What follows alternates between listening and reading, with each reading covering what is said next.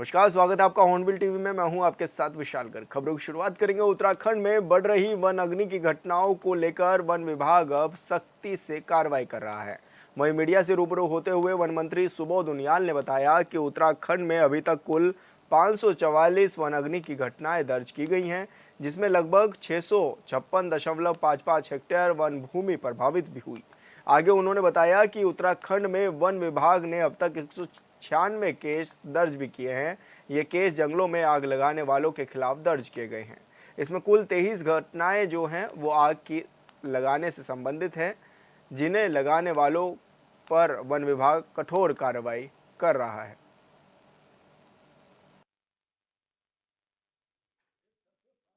अभी तक civil forest और आरक्षित फॉरेस्ट दोनों में मिला के कुल वनाग्नि की 544 घटनाएं हुई, जिसमें आरक्षित वन क्षेत्र में 376 और सिविल और वन पंचायतों में 168 घटनाएं हुई। और प्रभावित क्षेत्र जो है 446.7.5 हेक्टेयर रिजर्व फॉरेस्ट का है और 209.8 सिविल और वन पंचायतों हुआ है। कुल मिला के 656.55 कुल हमारा प्रभावित क्षेत्र हुआ है। और इसमें राजाजी में टाइगर रिजर्व के अंतर्गत हरिद्वार रेंज में वनाग्नि नियंत्रण करते हुए एक कर्मचारी और तराई पूर्वी वन प्रभाग के हल्द्वानी के अंतर्गत भी खटीमा में एक कर्मचारी जो वाहन उसमें एक्सीडेंट हुआ, उसमें वहाँ पर इंजर्ड हुआ है। तो अभी तीसरा जो सबसे बड़ी बात है कि इस समय शासन इसको लेके बहुत गंभीर है और सरकार ने ये भी निर्णय लिया है कि क्योंकि आपने देखा था कि विगत वर्षों में सरकार ने निर्णय लिया था कि पहली बार इस राज्य में जिलाधिकारी की अध्यक्षता में वनाग्नि प्रबंधन समितियां हर जनपद में बनाई गई थी और चीफ सेक्रेटरी की अध्यक्षता में प्रदेश में बनाई गई थी। और इसका दो फायदा हमें मिला। इसका फायदा ये मिला था कि डिजास्टर रिलीफ फंड से भी तत्काल हम लोगों को धन उपलब्ध हुआ था और जिससे कि एक प्रभावी अंकुश लगाने में सफलता मिली है। इस समय भी 2-3 जनपदों में डिजास्टर रिलीफ फंड से जिलाधिकारी ने पैसा रिलीज भी किया है। और इसके अलावा जो सबसे महत्वपूर्ण निर्णय है कि पहली बार शासन स्तर पर यह निर्णय लिया गया कि सभी जिलाधिकारियों को लिखा गया है कि ग्राम विकास अधिकारियों को भी डिप्यूट करें कि वनाग्नि के रोक के लिए, उस पर अंकुश लगाने के लिए, और जिला प्रशासन गाड़ियां भी उपलब्ध कराए। कई जनपदों में जिला प्रशासन ने गाड़ियां भी उपलब्ध कराई हैं। इसके लिए ये पहली बार ये चीज़ें हुई हैं कि ताकि वनाग्नि पर एक प्रभावी अंकुश लगाया जा सके। QRT जो क्विक रिलीफ टीम हमारी वो है, ये तत्काल अब काम लग गई हैं और किस तरह से इसको प्रभावी अंकुश लगाया जा सके इस पर काम कर रहे हैं। अल्मोड़ा में जो मैंने आपको कहा कि जो रिलीफ फंड को अल्मोड़ा और बागेश्वर में जिलाधिकारियों द्वारा रिलीफ फंड भी निर्गत किया गया है, डिजास्टर रिलीफ फंड, जिससे कि इस पर प्रभावी ढंग से अंकुश लगाया जा सके। इसके अलावा आपने देखा कि अभी सरकार ने इसको बहुत गंभीरता से लेते हुए सेना से भी बात की है और सेना को भी इसके लिए बुला दिया गया है और साथ में एक हेलीकॉप्टर के माध्यम से भी वहाँ पर नैनीताल जनपद में फायर पे अंकुश लगाने का काम। अभी तक 196 वन अपराध जारी हम लोगों के द्वारा दर्ज किए जा चुके हैं और नामजद अपराधियों की संख्या 29 है। ज्ञात मामलों की संख्या 23 है, अज्ञात मामलों की संख्या 173 है। लेकिन 196 के खिलाफ हम लोग अपराध दर्ज कर चुके हैं। सरकार के स्तर से निर्देश दिए जा चुके हैं कि संबंधित DFO घटना स्थल पर स्वयं जाएंगे और आज हमारे मैक्सिमम DFO जहाँ जहाँ भी सही घटनाएं हो रही हैं वो फील्ड में, और अगर किसी की लापरवाही पाई जाएगी तो निश्चित रूप से उसके खिलाफ कार्रवाई की जाएगी, चाहे वो DFO हो या नीचे के स्तर कर्मचारी हो। जिसको भी ये माना जाएगा जिसने लापरवाही से काम किया उसके खिलाफ कार्रवाई की जाएगी। उत्तराखंड में वन विभाग जंगलों की आग को लेकर बड़ी चुनौती से जूझ रहा है। उत्तराखंड में वन विभाग ने अब तक 196 केस दर्ज किए हैं। ये केस जंगलों में आग लगाने वालों के खिलाफ दर्ज किए गए हैं। इसमें कुल 23 आग की ऐसी घटनाएं शामिल हैं जिन्हें लगाने वालों को वन विभाग ने पता लगा लिया है। इन मामलों में कुल 29 लोगों को नामजद भी किया गया है, जबकि 176 केस अज्ञात व्यक्तियों के खिलाफ दर्ज किए गए हैं। खास बात यह है कि इस बार वन विभाग ने जंगलों में आग के लिए सीधे तौर पर DFO को जिम्मेदार बताया है। उधर नेता प्रतिपक्ष यशपाल आर्य ने सरकार पर कटाक्ष करते हुए कहा कि प्रदेश में 67% वन संपदा है, लेकिन इन दिनों जंगल धधक रहे हैं, जिससे पर्यावरण को काफी नुकसान हो रहा है। लेकिन प्रदेश सरकार दूसरे राज्यों के चुनाव प्रचार में व्यस्त है। इनके पास अग्निशमन दस्ता है, इनके पास वन विभाग की पूरी टीम है, लेकिन इसके बावजूद सरकार चुनाव को दृष्टिगत रखते हुए अन्य राज्यों में चुनाव प्रचार में व्यस्त है। और मेरा मानना है कि उत्तराखंड आज वन क्षेत्र जो हमारा रहा है वो खतरे की जद में है। हम सरकार से पूछना चाहते हैं, क्या सरकार की ओर से, वन विभाग की ओर से क्या कोई रणनीति, कोई रूपरेखा जंगलों के बचाव के लिए, जो हमारे जंगली जानवर हैं, जो हमारे जल स्रोत हैं, जो हमारे ग्लेशियर हैं, हमारी वन संपदा है, को समाप्त करने की सरकार की मंशा है, ये हम सरकार से पूछना चाहते हैं। अभी तक 196 वन अपराध जारी हम लोगों के द्वारा दर्ज किए जा चुके हैं और नामजद अपराधियों की संख्या 29 है। ज्ञात मामलों की संख्या 23 है, अज्ञात मामलों की संख्या 173 है। लेकिन 196 के खिलाफ हम लोग अपराध दर्ज कर चुके हैं।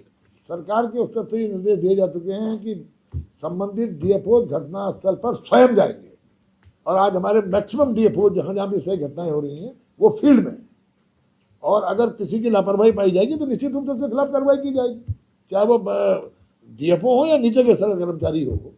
जिसको भी ये माना जाएगा जिसने लापरवाही से काम किया उसके खिलाफ कार्रवाई की जाएगी। उद्देश्य है कि जनता फॉरेस्ट फ्रेंडली बने। मतलब फॉरेस्ट फ्रेंडली जनता तभी बनेगी जब वन विभाग की नीतियाँ जनता के साथ दोस्ताना होंगी। तो हमने टी प्रोटेक्शन एक्ट में आपने देखा कि एक बहुत बड़ा बदलाव किया, जिसमें आप उत्तर प्रदेश से जब हम अलग हुए थे तो मात्र 27 प्रजातियां को छूट थी, जिसमें काटने की अनुमति नहीं लेने की आवश्यकता नहीं थी, लेकिन शेष सैकड़ों प्रजातियों पर अनुमति लेने का प्राविधान था। हमने एक जनता के साथ बहुत ही भावनात्मक एक संबंध को रखते हुए एक संवेदनशीलता के साथ मात्र 15 प्रजातियों को प्रतिबंधित श्रेणी में रखा और अब से सारी प्रजातियों को अनुमति के उससे मुक्त कर दिया। अब किसान या कोई व्यक्ति अपनी जमीन पर उन 15 प्रजातियों के अलावा कोई भी पेड़ काटना चाहेगा तो वन विभाग का कोई भी उस पर अनुमति लेने की आवश्यकता नहीं होगी। दूसरा, इस राज्य में 11,230 वन पंचायत हैं और 11,230 पंचायतों से करीब 25 लाख आदमी जुड़ा हुआ है, लेकिन वो वन पंचायतों से उनकी आजीविका पर कोई उसका डायरेक्ट इम्पैक्ट नहीं था। वन पंचायतों की आमदनी को वन पंचायतों को शुद्धिकरण में ही लगाया जाता था। पहली बार हम लोगों ने वन पंचायत अधिनियम में एक ऐतिहासिक परिवर्तन करते हुए वन पंचायत की भूमि पे वन पंचायत का जो हमारा जुड़े हुए लोग हैं उनको कृषिकरण का अधिकार दिया है, जिसमें जड़ी बूटी की खेती को करने का उनको अधिकार दिया गया है, जिसके लिए अभी आपने देखा कि एक प्रस्तावित हमारा 628 करोड़ का एक प्रोजेक्ट भी है, जिसके माध्यम से हम हर्बल फार्मिंग के बढ़ावा देने के लिए प्लांटिंग मटेरियल भी के लिए नर्सरी और उसके बाद किसानों को प्लांटिंग मटेरियल उपलब्ध करा के जिसकी हार्वेस्टिंग भी किसान वन पंचायत से जुड़े हुए लोग करेंगे और हार्वेस्टिंग के बाद उसकी मार्केटिंग करने का काम भी उनको दिया वही करेंगे और उससे जो भी इनकम होगी वो उन लोगों में बांट दी जाएगी। तीसरा, जो हमने एक और महत्वपूर्ण निर्णय लिया, 2 लाख लोगों को इको टूरिज्म से जोड़ने का। हम फॉरेस्ट डिपार्टमेंट ऐसे डेस्टिनेशन को आइडेंटिफाई कर काफ़ी कुछ कर चुका है। उन डेस्टिनेशन को हम तैयार करके और उनको ऑपरेट करने के लिए स्थानीय जनता के जो हमारा इको डेवलपमेंट कमेटी ईडीसी के माध्यम से स्थानीय लोगों को उसको ऑपरेट करने का अधिकार देने का हमने निर्णय लिया, जिसमें मात्र 10% पैसा राजस्व हो जाएगा, अवशेष पैसा उस डेस्टिनेशन की मेंटेनेंस में और लोगों की आजीविका के। द्वाराहाट विकासखंड के दूरस्थ गांव ऐना पार पहुंचने पर संयुक्त मजिस्ट्रेट आईएएस वरुणा अग्रवाल का ग्रामीणों ने जोरदार स्वागत किया। इस दौरान ग्रामीणों ने कहा कि आज पहली बार आज़ादी के बाद कोई अधिकारी उनके दुर्गम गांव में पहुंचा है। वहीं ग्रामीणों ने 20 जून तक सड़क का कार्य शुरू न होने पर उग्र आंदोलन की चेतावनी भी दी है।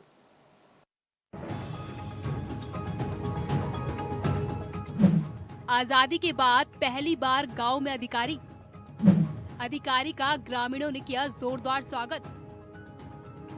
सही सुना आपने, हैरान होने की बात नहीं। महानगरों की चमक धमक से दूर अपने ही देश में कुछ गांव ऐसे भी हैं जहां आज तक कोई सरकारी अधिकारी नहीं पहुंचा। उत्तराखंड में आज भी कुछ गांव ऐसे हैं जहां आजादी के इतने सालों बाद भी गांव में अधिकारी पहुंचे ही नहीं हैं। पहाड़ी जनपद चंपावत में द्वाराहाट के दुरुस्त गांव ऐनापार में जब मजिस्ट्रेट वरुणा अग्रवाल पहुंची तो ग्रामीणों को ऐसा लगा जैसे भगवान के दर्शन हो गए। पूरा गांव स्वागत समारोह में लग गया। जी, जैसे कि गांव वालों द्वारा हमें बताया गया था कि इस ग्राम ऐनापार के जो टोक है यहाँ पे सड़क की समस्या है और बहुत टाइम से ये लोग कोशिश कर रहे हैं कि यहाँ पे सड़क पहुँच जाए, पर अभी तक सड़क का कार्य नहीं शुरू हो पाया है। तो इसमें हमने विभागों के साथ बातचीत की, विचार विमर्श किया, तो हमें ये संज्ञान में आया कि जो ये रोड का मामला है वो इसलिए अभी तक नहीं आगे बढ़ पाया है क्योंकि जो सीए लैंड जो मिलनी थी, जो क्षतिपूर्ण के लिए जो वन भूमि इनको देनी चाहिए थी, उसमें अभी कुछ आपत्तियां लगी हुई हैं। 2 किलोमीटर पैदल चलकर गांव पहुंची मजिस्ट्रेट, जल्द समस्याओं के समाधान की कही बात। तेज धूप में ग्रामीणों से मिलने पैदल 2 किलोमीटर का सफर तय कर खड़ी चढ़ाई चढ़ने के बाद गांव पहुंचकर मजिस्ट्रेट वरुणा अग्रवाल ने ग्रामीणों से मुलाकात की। ग्रामीणों ने संयुक्त मजिस्ट्रेट का स्वागत किया और कहा कि आजादी के बाद पहली बार कोई अधिकारी उनके दुर्गम गांव में आया है।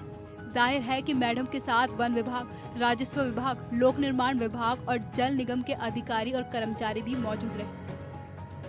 तो हमने अपने स्तर से पूरा प्रयास किया विभागों के साथ कि दूसरी कोई लैंड या उसी लैंड के संबंध में पुनः निरीक्षण किया जाए ताकि वो लैंड की जो आपत्ति है उसका निस्तारण किया जाए। और हमें पूरी उम्मीद है कि जो विभागों का जिस तरीके से रुख रहा है वो पूरा प्रयास करेंगे और जल्द से जल्द इस रोड का समाधान मिल पाएगा। ऐनापार के ग्रामीणों ने किया था वोट बहिष्कार। वर्षों से ग्रामीण कर रहे सड़क निर्माण की मांग। द्वाराहाट के ऐनापार के ग्रामीणों ने रोड नहीं तो वोट नहीं के साथ ही लोकसभा चुनाव के बहिष्कार की घोषणा की थी। वोटिंग के बाद सीएम धामी ने सख्ती दिखाई तो मैडम को ईसी चैम्बर से निकलकर गांव पहुंचना पड़ा। वरुणा अग्रवाल ने ग्रामीणों की समस्याएं सुनने के बाद जल्द ही समस्याओं के समाधान करने की बात कही है। उन्होंने कहा कि जल्द ही गांव को सड़क की सौगात मिल जाएगी। जी, हमारे गांव वालों से यही निवेदन है कि आपको कच्चा जाम या फिर ऐसे कोई आंदोलन करने की आवश्यकता नहीं पड़ेगी कि उससे पहले ही विभागों से जैसे हमने जो बातचीत की है इस काम को आगे बढ़ा दिया जाएगा और उम्मीद है कि जल्द से जल्द रोड में जितनी भी आपत्तियां हैं उसका निस्तारण कर लिया जाएगा। ऐनापार के ग्रामीणों में फिर जगी उम्मीद। 20 जून तक सड़क नहीं तो फिर आंदोलन। सालों विरोध प्रदर्शन और इस बार चुनाव बहिष्कार के बाद पहली बार गांव में कोई अधिकारी पहुंचा है। अब ग्रामीणों को उम्मीद जगी है कि गांव की समस्या जल्द ही खत्म हो जाएगी। लेकिन साथ ही ग्रामीणों ने ये भी साफ कर दिया है कि अगर 20 जून तक सड़क का कार्य शुरू नहीं किया गया तो सभी ग्रामीण उग्र आंदोलन को बाध्य होंगे। और ऐसी स्थिति नहीं आएगी कि गांव वालों को ऐसा कोई उग्र आंदोलन करने का मौका मिले और उससे पहले ही जो उनकी शिकायतें हैं उसको दूर करने का पूरा प्रयास किया जाएगा। बात सिर्फ चंपावत के ऐनापार गांव की नहीं है। पहाड़ों में कई 30 से ज्यादा गांव हैं जिन्होंने इस चुनाव में वोट बहिष्कार कर दिया था, जिसकी वजह से हजारों वोट नहीं पड़े थे। खबर लगातार मीडिया की सुर्खियां बनी तो सीएम धामी ने खुद संज्ञान लिया और अधिकारियों से जाकर समस्याओं के समाधान की बात कही। ऐनापार गांव की समस्याओं पर तो अधिकारी ने आश्वासन दिया है, फिर बाकी गांव में अधिकारी कब पहुंचेंगे और कब उनकी समस्याओं का समाधान करेंगे। Bureau report, hornbill TV. Lok Sabha चुनाव से पहले चरण में हुई उत्तराखंड की 5 सीटों पर इस बार हजारों लोगों ने वोट तक नहीं दिया, जिसका मुख्य कारण था पहाड़ों में मूलभूत सुविधाओं का अभाव।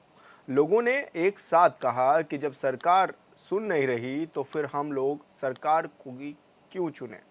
चुनाव तो खत्म हो गया, लेकिन अब निकाय चुनाव से पहले चंपावत में स्थानीय लोगों ने क्या कहा है, क्या उनकी समस्याएं हैं, वो आपको सुनाते हैं। मांगे पूरी करो, पूरी करो, पूरी करो। हमारी मांगे पूरी करो, पूरी करो, पूरी करो।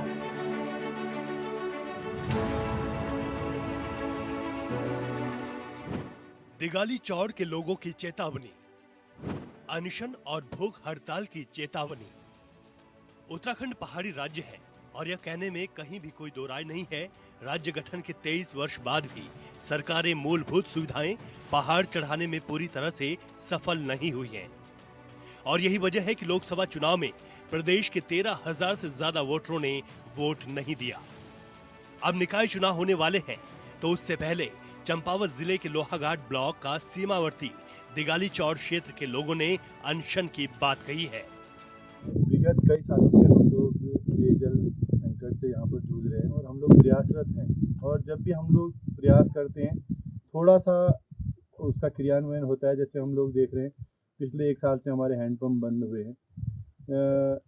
This is because of the negligence of जल संस्थान, मैं कहूँगा, क्योंकि नेग्लिजेंसी इसलिए क्योंकि जल संस्थान ने पिछले 1 साल से हम लोग प्रयासरत हैं, कोशिश कर रहे हैं, उनको अवगत कराया हमने हैंडपम्प खराब है, लेकिन वो लोग सुनने को तैयार नहीं है। लोहाघाट के दिगाली चौड़ में पेयजल समस्या पर क्षेत्र के लोगों ने की बैठक। दरअसल लोहाघाट ब्लॉक का सीमावर्ती दिगाली चौड़ क्षेत्र वर्षों से पेयजल समस्या से जूझ रहा है। ग्रामीणों ने कई बार जल संस्थान और प्रशासन से समस्या के समाधान की मांग की, लेकिन किसी ने आज तक संज्ञान नहीं लिया।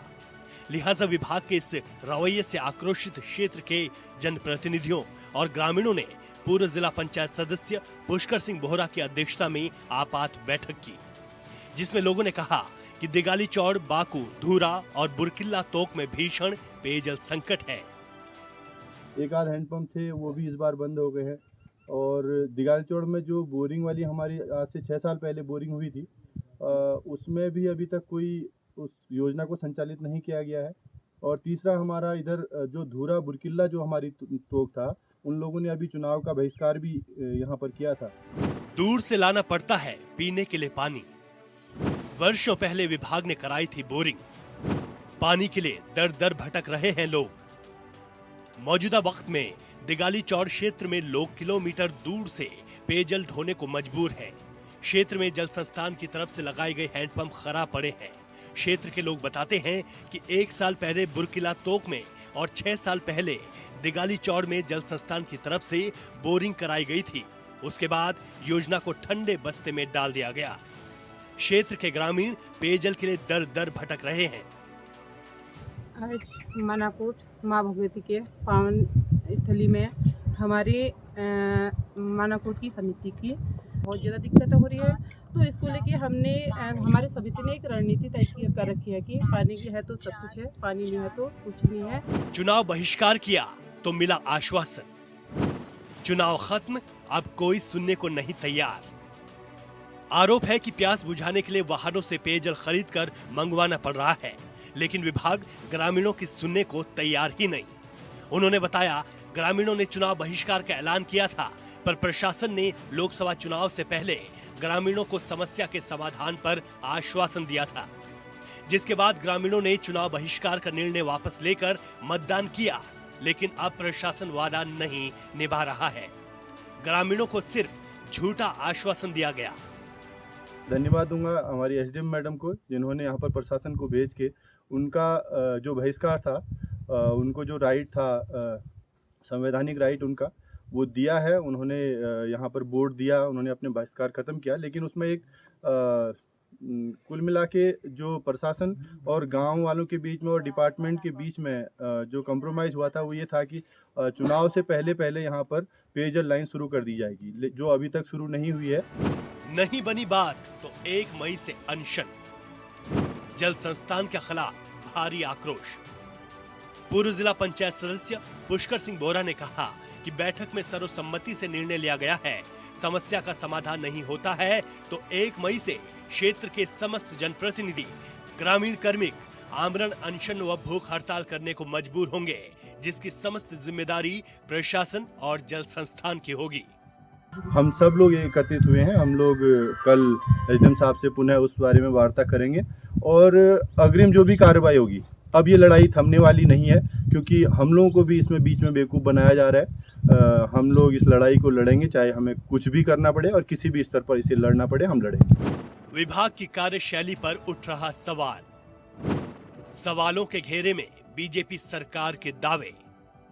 उत्तराखंड में विभाग कैसे काम करता है, इसका अंदाजा इस बात से लगाया जा सकता है कि लोकसभा चुनाव से पहले जब स्थानीय लोगों ने वोट बहिष्कार किया तो प्रशासन ने आश्वासन देकर वोट तो ले लिया, लेकिन जब वादा निभाने की बारी आई तो अब कोई सुनने को तैयार नहीं है।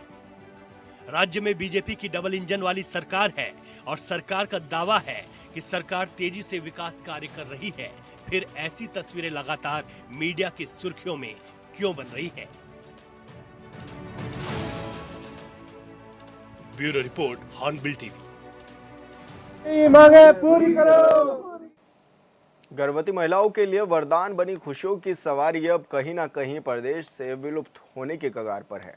इसे स्वास्थ्य विभाग का फेलियर कहें या फिर सरकार की नज़रअंदाजी, खुशियों की सवारी जो गर्भवती महिलाओं के लिए वरदान बनी थी, अब वो जीवनदायिनी एम्बुलेंस अपनी बदहाली पर आंसू बहा रही है। क्या है पूरा मामला, इस रिपोर्ट में देखिए।